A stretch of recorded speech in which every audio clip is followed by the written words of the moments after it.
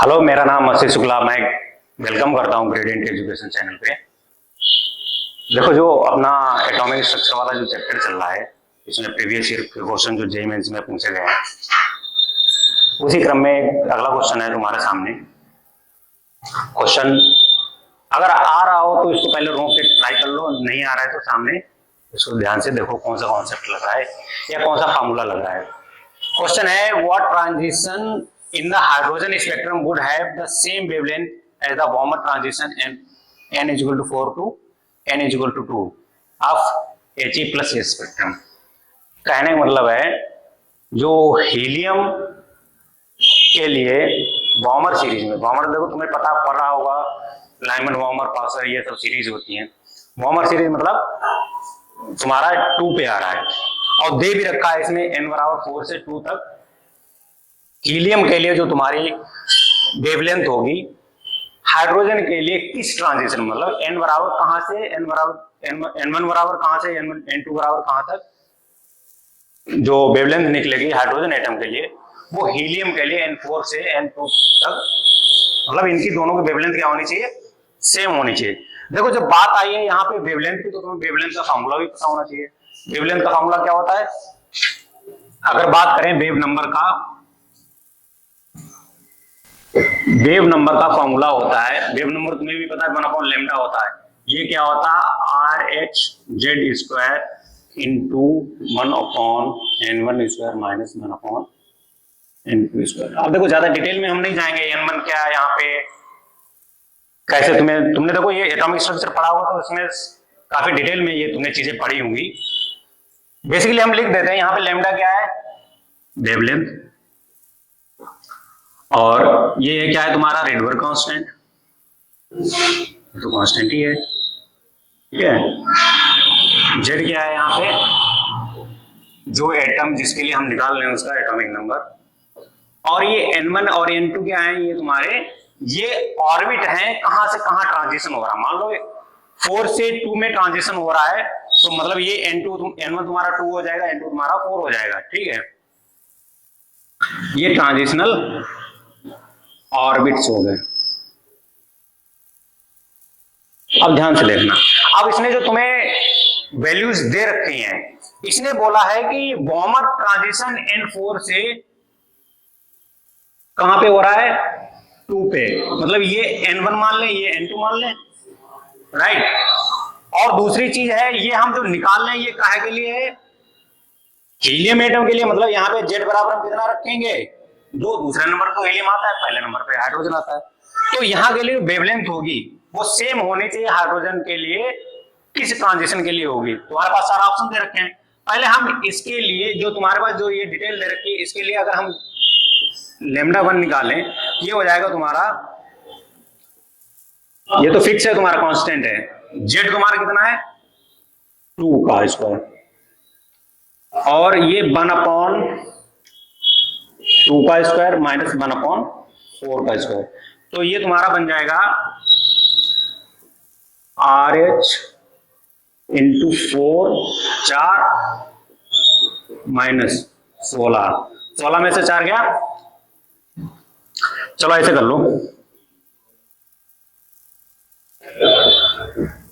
ये 16 हो गया, 4 चौक 16, 16 का 16, 4 में से 3 हो गया, ठीक। 3/4 ये तुम्हारा λ1 आया। अगर यहां से बात करी जाए तो λ1 कितना आ गया तुम्हारा निकल के? इसको जस्ट रिवर्स कर दो, उल्टा कर दो।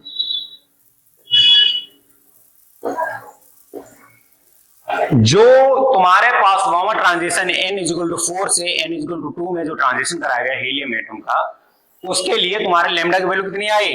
4/3RH। अब तुम्हें बताना है कि जो यही सेम वेवलेंथ लाएं हाइड्रोजन एटम के लिए, उसके लिए ट्रांजिशन क्या होना चाहिए, ठीक है। देख लेते हैं। फॉर हाइड्रोजन एटम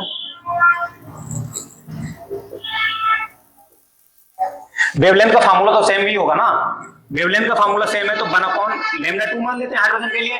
1/λ2 कितना हो जाएगा? R जेड कितना होगा हाइड्रोजन के लिए, जेड कितना होगा 1, 1 मान लेते हैं N1 से ट्रांजिशन हुआ N2 में, तो ठीक है। अब इसमें क्या बताया, जो हाइड्रोजन एटम है इसका भी वेवलेंथ सेम होना चाहिए, तो हम यहाँ पे क्या रख देंगे, λ1 की जगह, λ2 की जगह पे क्या रख देंगे भाई, λ1। तो ये तुम्हारा हो जाना चाहिए 1/4, या डायरेक्ट हम यही रख देना, यही λ1 बराबर है, यही बराबर है λ2, तो ये तुम्हारा हो जाएगा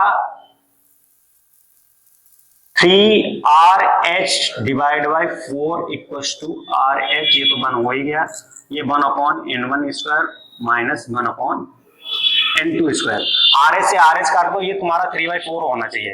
तो यहाँ पे हम वैल्यू पुट करके देख लेंगे, जो तुम्हारे पास ऑप्शंस हैं इसमें ऑप्शन में रखेंगे तो N1 की वैल्यू कितनी रखें, N1 की वैल्यू अगर 1 रखें, N2 की वैल्यू अगर 2 रखें, तो 1 इफ N1 बराबर 1 N2 बराबर 2, तो यहाँ पे 1 मिनट रख के देख लो, 1/1 माइनस 1/4, तो ये 3/4 आ गया, 3/4, और वही हमको चाहिए 3/4।